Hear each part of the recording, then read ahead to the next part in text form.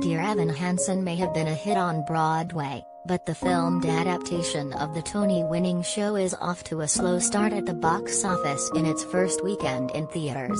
The Universal musical that's playing exclusively in theaters grossed an estimated $7.5 million from 3,364 locations, according to studio estimates on Sunday.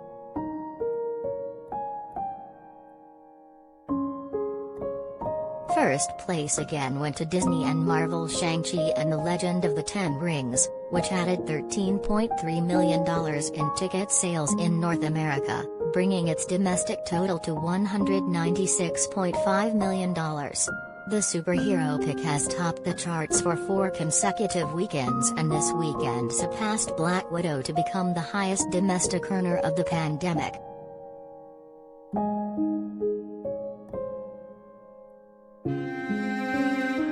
With little in the way of high-profile competition this weekend, Dear Evan Hansen's $7.3 million was enough to land it in second place.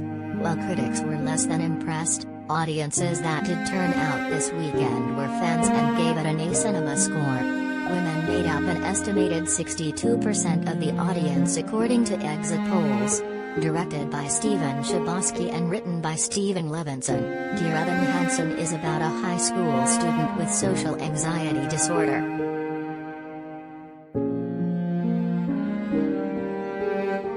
Broadway adaptation Dear Evan Hansen is a well-meaning musical misfire better left on stage.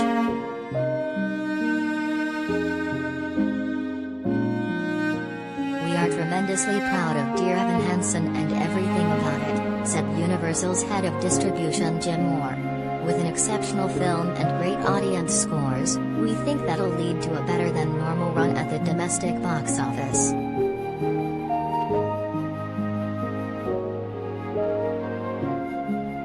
Despite its prestigious pedigree and star-studded cast including Julianne Moore and Amy Adams, Dear Evan Hansen has become somewhat of a punching bag on social media since its premiere at the Toronto International Film Festival earlier this month. At the heart of the jokes is the fact that the film has a 27-year-old Ben Platt, who originated the role, playing a teenager.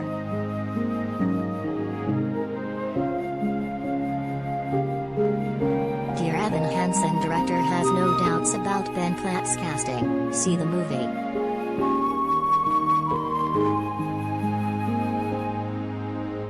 The single-digit opening weekend reminded some of Cats, which opened to $6.6 million in December 2019.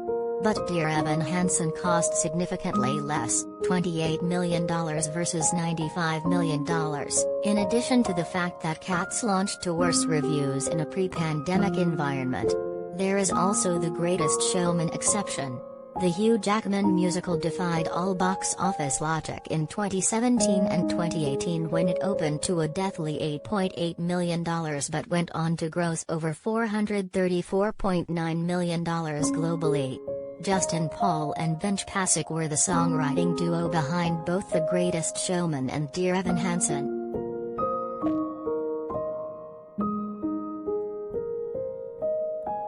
Bigger blockbusters are coming to North American theaters starting in October, with the Venom sequel out this upcoming Friday, the James Bond film No Time to Die following on October 8th and Dune on October 22nd.